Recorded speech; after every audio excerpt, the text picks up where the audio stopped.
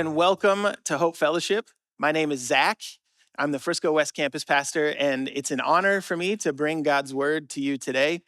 I want to say welcome to everybody who's watching online, which is all of you today. It's kind of cliche to joke about the weather in Texas. It's just sort of this tired joke that we have, but we can't help it because you never know what's going to happen. It feels like you could wake up almost any day of the year and just be like, hey, can you believe the weather outside? Crazy, right? We can't help it. We just got to do it. So, anyway, all of that to say, can you believe the weather outside? Crazy, right?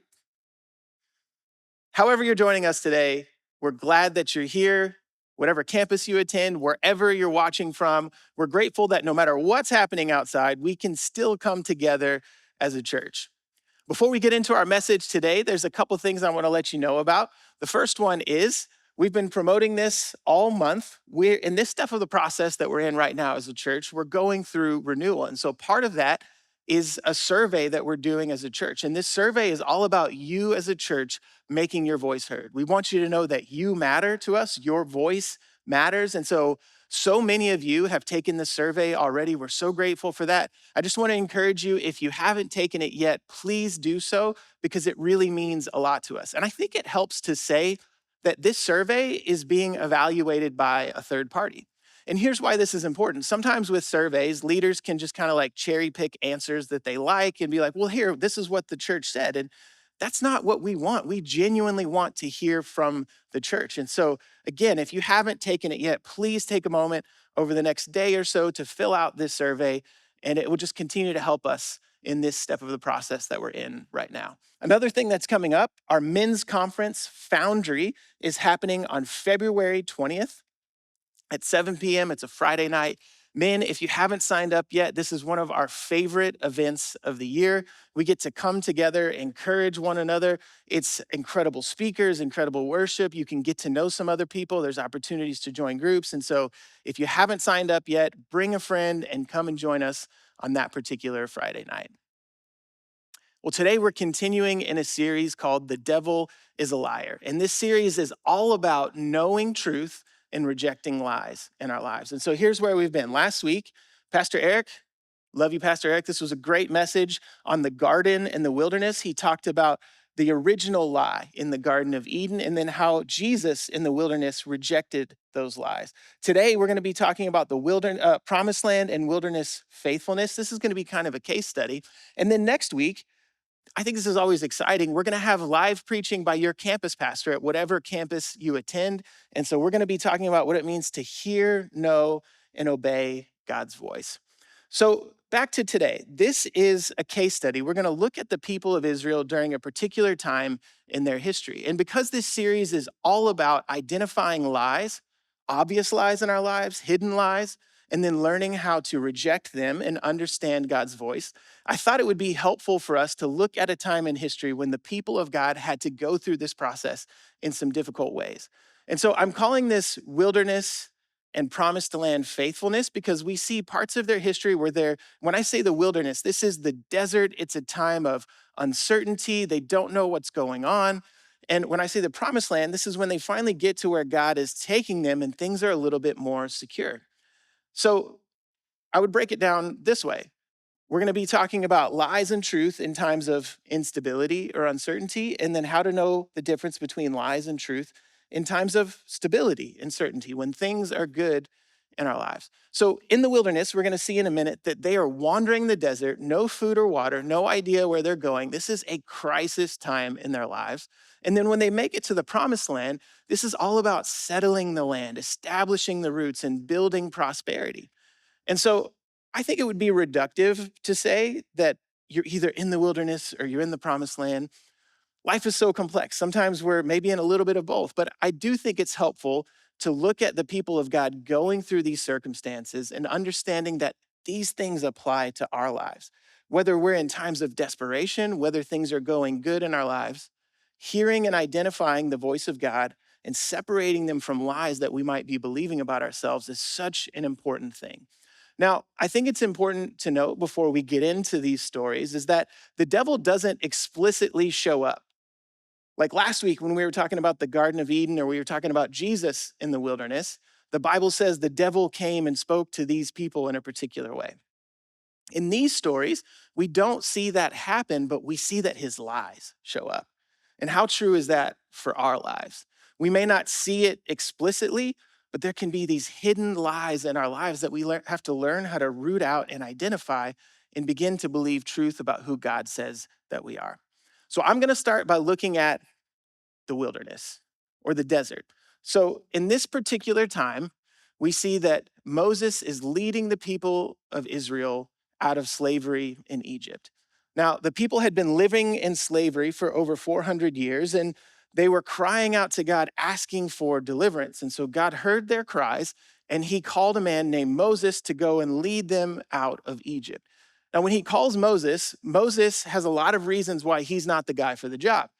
I'm not a good public speaker. Nobody knows who I am. How will they believe me? But God reassures him of all of these things, performs signs and miracles, and even says, your brother Aaron is going to come help you. And so he leads Moses to go to Pharaoh to demand that he let God's people go. And he shows Pharaoh signs and miracles. He brings plagues on the land. And finally, Pharaoh agrees to let these people go after all of these things have happened. And so Moses gathers the people of Israel together and they prepare to leave Egypt. And as they're leaving, Pharaoh changes his mind and decides that he's made a mistake. And he wants these people back. And so we see this very intense scene in scripture where the people of God are like running away from Egypt. Pharaoh's army is chasing them.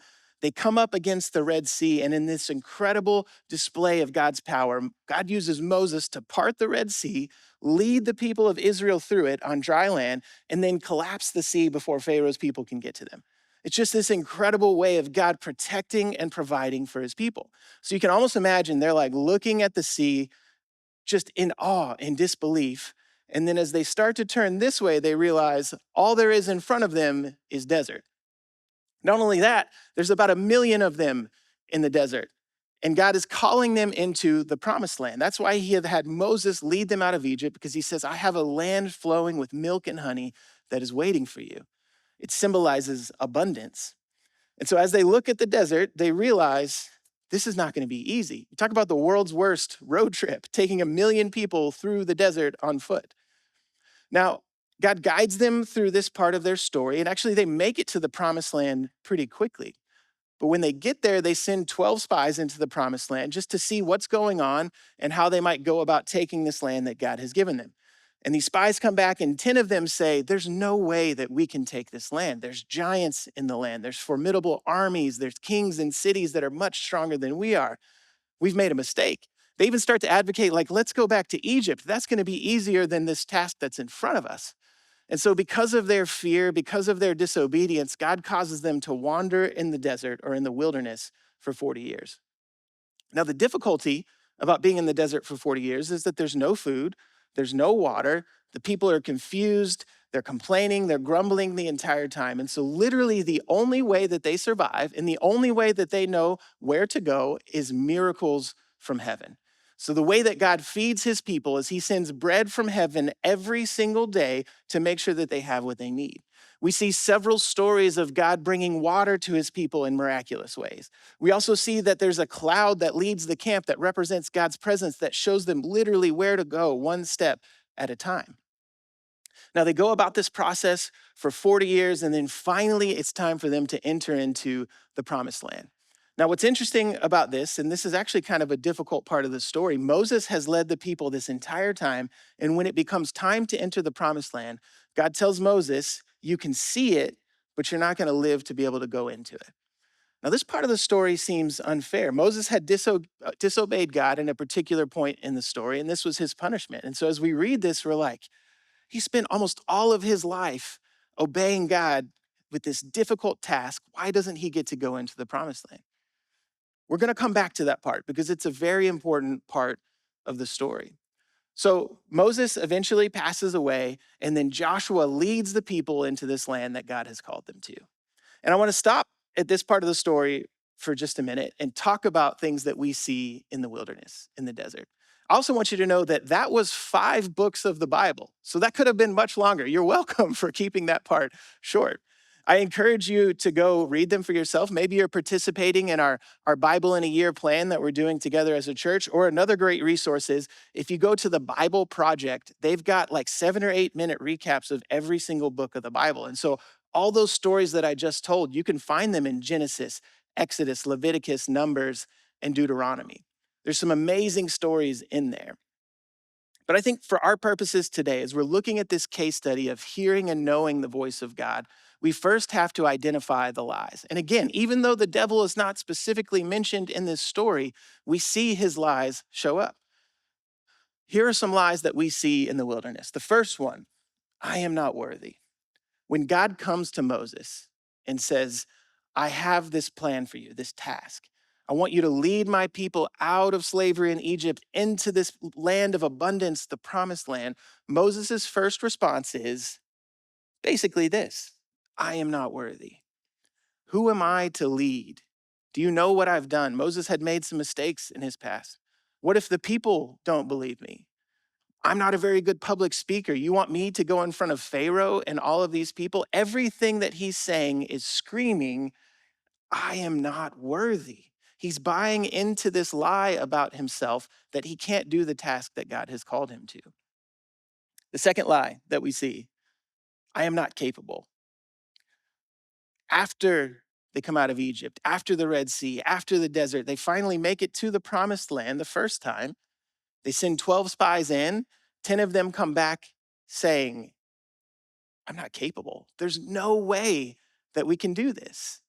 They were afraid of what was in that land, thinking that no matter what God had done up to this point, they looked at this thing in front of them and said, well, that's just impossible. God, you're calling us into this thing, but there's no way that we could possibly accomplish this. And then the third lie that I want to highlight, we see the people saying, I am lost and hopeless. After coming back from their first glimpse of the promised land, they begin to wander the desert. What are we going to eat? What are we going to drink? My neighbor is coming into my sand over here. They're bothering me. They're grumbling. They're complaining to one another. Are we there yet? This is the very first mention in history of are we there yet? I know I said it when I was a kid. My kids say it now on every single road trip. Are we there yet? They're complaining, grumbling, just feeling completely lost and hopeless. Now, I think it's important to note that all of these feelings are valid, especially in times of crisis. When we look at the desert, when we look at the wilderness, they don't know where to go. They don't know what to do. Literally, they need provision from God every single day. Feeding 1 million people is a huge task. So it's not like these feelings or these lies are invalid. They're just not the whole truth. And what God was trying to do was to show them how to hear his voice in spite of lies that they might be listening to about themselves. And so I want to highlight some wilderness truths that we see from this story. Moses said, I am not worthy. And that is true. But it's not the whole truth. I think this is one of the biggest ways that the enemy comes against us. I know this is true in my life, that he tells us half truths. If he says, you are not worthy, technically that is true, but it's not the whole truth because he redeems me. God used Moses despite the fact that he wasn't worthy. I think it's important to see that God didn't need Moses' talents, he needed his faithfulness. And if Moses had bought into this half truth from the enemy, he would have just stayed where he was and not been a part of what God wanted to accomplish through him. And so when we hear these lies, the difficulty in our lives is that they are partly true. We just have to learn to know the voice of God to be able to tell the full truth. The second lie that we see, I am weak. I'm not capable. This is also true. As the people of Israel came into the promised land and looked at all these obstacles in front of them, they were not strong enough on their own. There were giants, there were enemies, there were kingdoms that were much stronger than they were. But the last half of this statement is that God was stronger and bigger than all of those things. Remember what had just happened in Egypt? God had literally parted the sea to bring protection to his people. And now they're looking at something difficult and had already forgotten the way that he had provided for them. God never needed them to be strong enough. He needed them to be faithful. Now, the last truth that we see I think this one is harder to pull out, but when we see it, we see that there's incredible power for our lives. The promised land was never a place. Here's what I mean by that. Let's go back to the part of the story where God takes Moses to this hill to be able to see all of the promised land, but he tells Moses, you're not going to be able to go into it. Despite all the things that you've done up to this point, you don't get to go and experience this land that I've been leading you to. Now, I think the reason why Moses was at peace with that is because he realized the promised land was never a place. God's presence in our crisis is the promised land. Moses realized that the presence of God with him throughout the desert, throughout these 40 years of obstacles and difficulties, that was the most beautiful thing he could experience. That was where joy and abundance came from. How many times in our lives, when we're in crisis, in desperation, we're so consumed with the destination that we forget that God's presence is with us?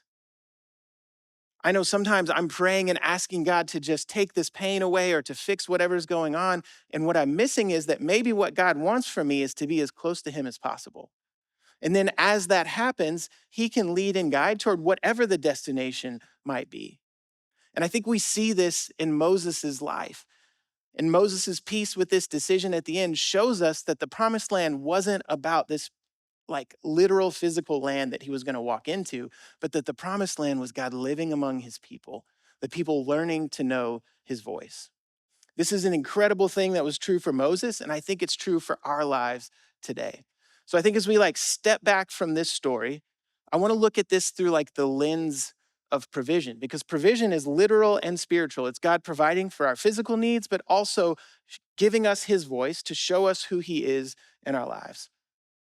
So how did God provide in the wilderness?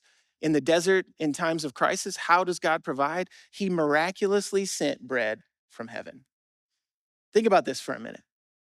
When they were in crisis, they didn't know what to do or where to go. It literally was a daily, desperate dependence on God. Daily bread from heaven coming down to sustain his people. Daily hearing the voice of God to know what to do and where to go. Now, I think it's important to see as a part of this story that when they received this bread from heaven, God told them not to hoard it. Because at first, what was happening is that some of the people were going out and gathering up enough bread for a couple of days because they were worried that maybe God wouldn't provide bread tomorrow. And what God would do is he would make that bread go moldy as a way of saying, come back tomorrow. You don't trust that I'm going to do this again. You're worried that I'm just giving you what you need right now and that it won't be enough.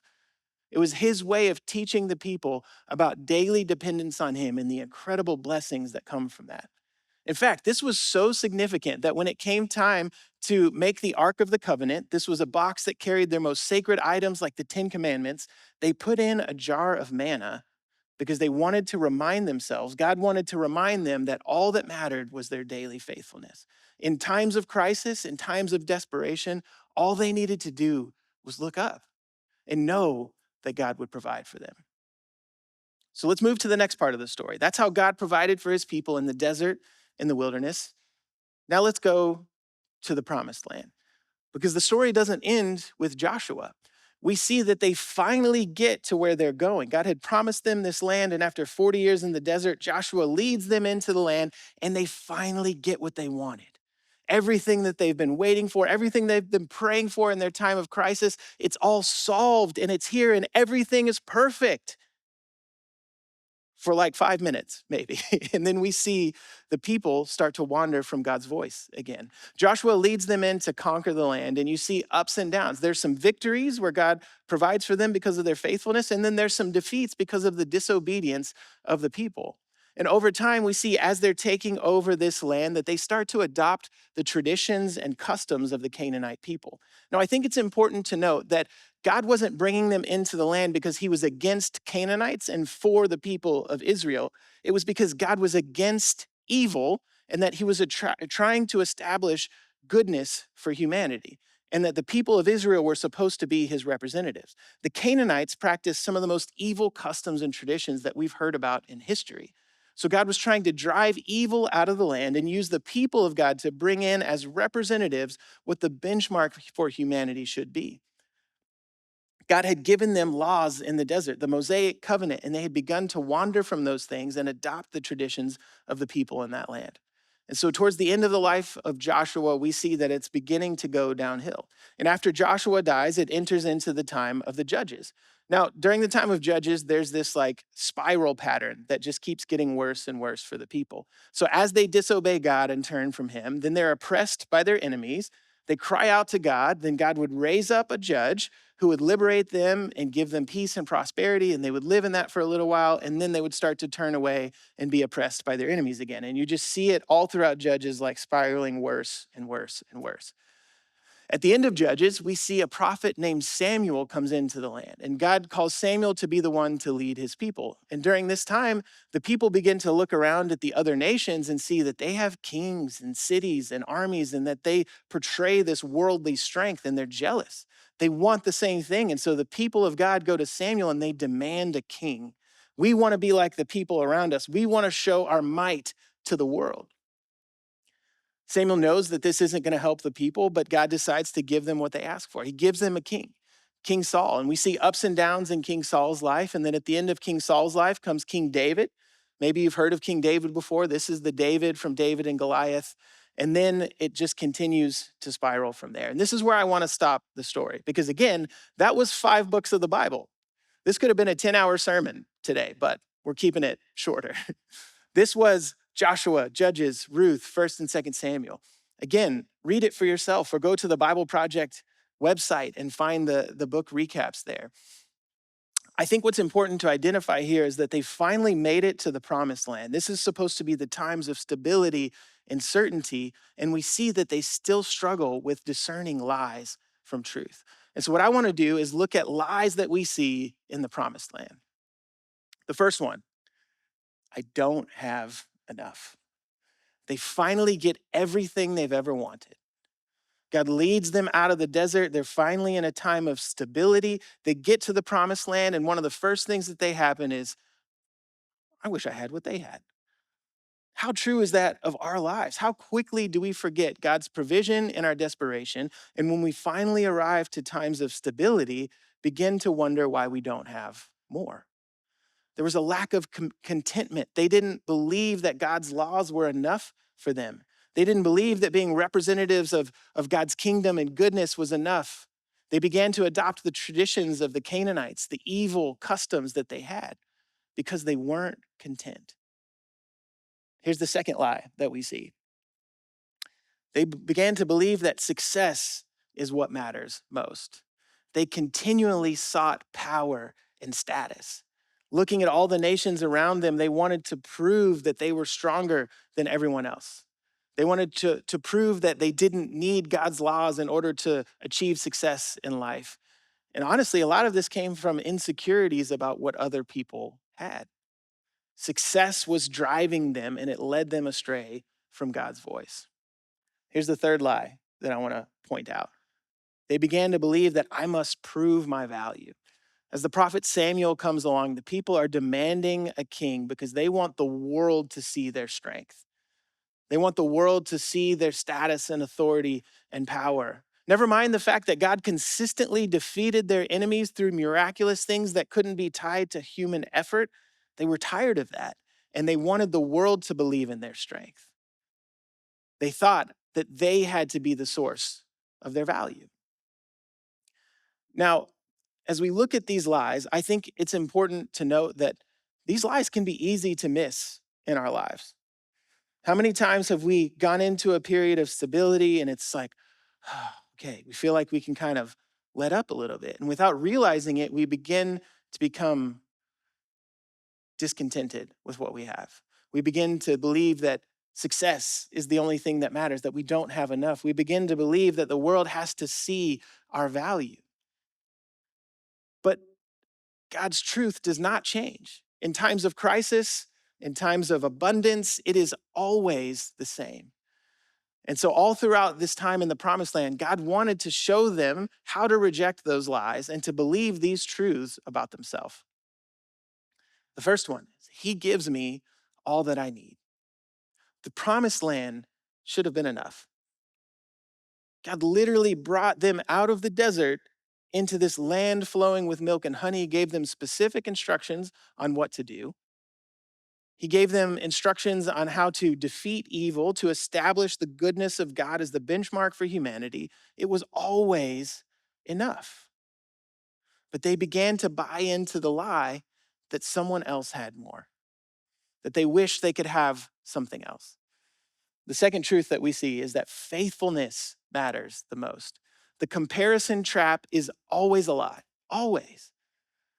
We all struggle with this in life. No matter what we have, no matter what God has given us, we begin to look around and think, I wish I had what they had. Or, what I have is fine, but if only I had a little bit more, then I could, be able to do what God wanted me to do. But a truth that we see time and time again is that God doesn't bless successful people, God blesses faithful people. Now, I'm not saying success is a bad thing. I'm just saying the thing that matters most to God is faithfulness. That's all he's ever wanted from his people. The last truth that I want to pull out here is I am a valued child of God. The people began to forget this in the promised land. They wanted the world to see their worth. They wanted to be good enough on their own. They wanted a king. They wanted a kingdom so that they could show to everyone else why their might should be respected, why their authority should be made known throughout all of the land. But a king did not solve their problems because they lost sight of the fact that God already gave them worth and value, and that all they needed to do was be faithful to him. So I want to take a step back from this part of the story as they're in the promised land and ask this question. How did God provide in the promised land? Again, we're looking through the lens of literal and spiritual provision. How did God provide for his people? Through their faithfulness. There wasn't so much this desperate dependence for bread from heaven anymore, literally, but they needed this bread from heaven on a daily basis to understand what faithfulness meant in their lives.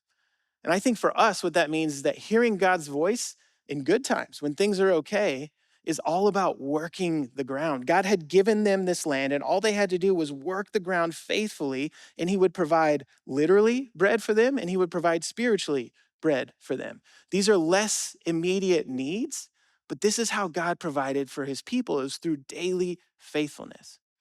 Now, I know this has been so much content today, 10 books of the Bible, so I just want to put these side by side as we look at provision. In the wilderness, God provided miraculously bread from heaven through a desperate dependence.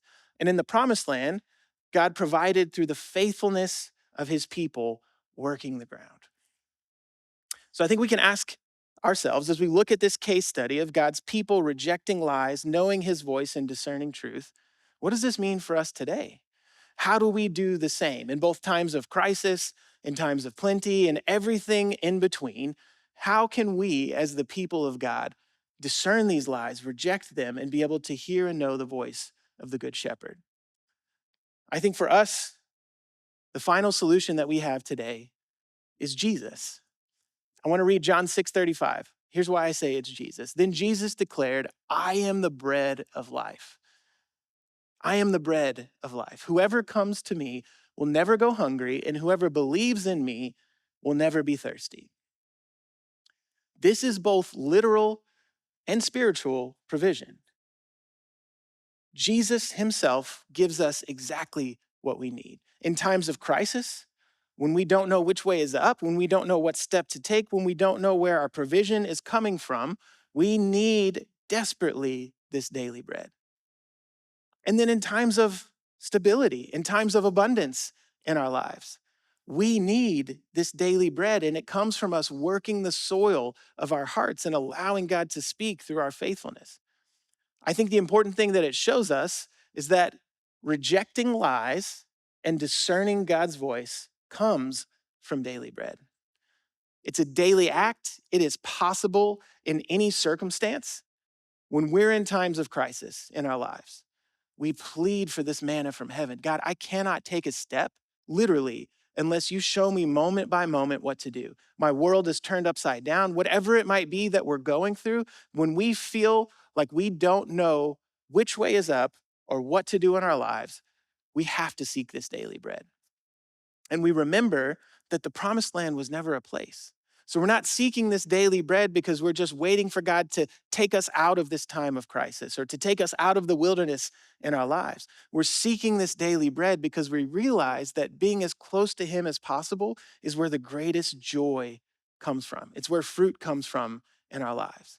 We become less obsessed with the destination of where we're going and more aware that God's presence in our lives is the promised land. It's the best that we could possibly hope for. Now, in times of abundance, in times of stability, when we're trying to hear and know the voice of God, I think it's important for us to recognize that our faithfulness matters so much. It's our job to work the ground. I've always found this analogy really helpful. If you think about a farmer's job is to till the soil.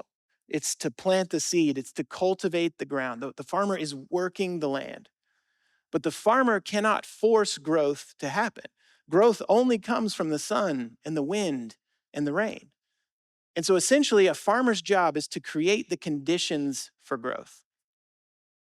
And I think that's what it means to find daily bread in times of plenty in our lives. Our job is to work the soil of our hearts. Daily faithfulness of seeking Jesus, spending time with Him, knowing His word, surrounding ourselves with people who can encourage us to do the same. We work the ground, we work the soil, we create conditions for God to speak so that when we seek that daily bread, He can provide for us. Now, it's important to note, this is not us earning God's voice. This is not us earning His love. All of that just comes from Him. His provision happens when it happens. Our job is the faithfulness to work the ground. And when we do that, there is so much joy that comes from that. As we close today, I think it's important to see, as we go through this case study, as we look at what it means for our lives, we can confidently know the voice of God in any circumstance. When times are difficult, when times are good, and everything in between, no matter what life throws at us, we can know the voice of God. We can identify hidden lies in our life and be able to experience this incredible abundance that He wants to give to us. It is a literal provision. It is a spiritual provision. God has always provided for His people, time and time again. As we look back through history, God is there every single day. Sometimes He's providing miraculous bread from heaven, and sometimes He's bringing bread from the harvest of us faithfully working the ground of our hearts. And so as we finish today, I want to read a familiar prayer over us. And my hope is that it will provide power and meaning to our lives. Because as we read this prayer, it shows us what it means to seek God's will, to know what goodness is, how to be representatives of that goodness. It shows us what it means to seek this daily bread. And for us, that means Jesus. Jesus is the bread of life, how important it is to seek His provision in every single way. And then finally, to know that God will protect us, that He will be with us no matter what it is that we go through. So in just a second, I'm going to read from Matthew 6, verse 9. This is the Lord's Prayer.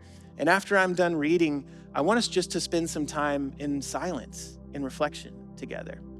We're going to leave this verse up for all of us to read and reflect on, and just let God's Spirit speak to us about what it might mean to know His voice, to seek His provision in a way that provides so much more joy than we could ever find in anything else. Matthew 6, verse 9, it says, "Our Father in heaven, hallowed be your name. Your kingdom come, your will be done, on earth as it is in heaven. Give us today our daily bread, and forgive us our debts, as we also have forgiven our debtors. And lead us not into temptation, but deliver us from the evil one."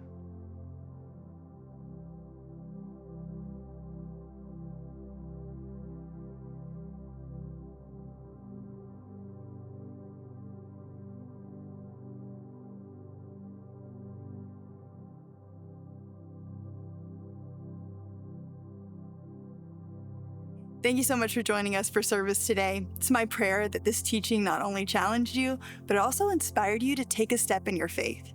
Make sure you subscribe so you never miss a message, and let us know how this message spoke to you today in the comments below. We would love to connect with you and help you take a step closer to the center of God's plan and purpose for your life.